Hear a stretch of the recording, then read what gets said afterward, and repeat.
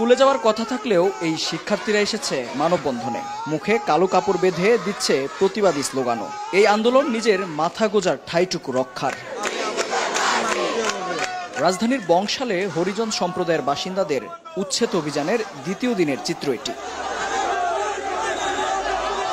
প্রথম দিন পুরোপুরি উচ্ছেদে ব্যর্থ হলে মঙ্গলবার আবারও অভিযানে নামে সিটি কর্পোরেশন।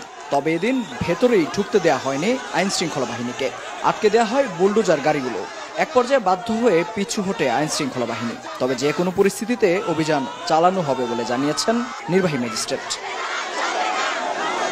এলাকাটিতে বসবাসকারী বাসিন্দারা বলছেন, কোনো নোটিশ ছাড়াই উচ্ছেদ করা হচ্ছে তাদের।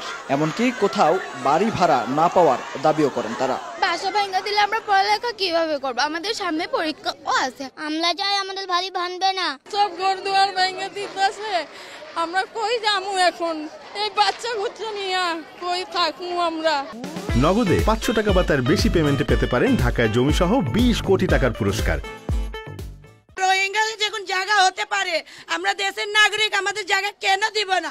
প্রধানমন্ত্রীর কাছে আমাদের হাত জড়ি, আমাদের বিনতি, আমাদের স্থায়ী দিতে হবে। আজকে কিন্তু আমরা সংখ্যালঘু বলে আমাদের উচ্ছেদ করা হচ্ছে, বাসস্থানের কোনো ব্যবস্থা নাই। ওদের পার্টিরা আহে ভয় দেখায়, তা আমরা কি করব?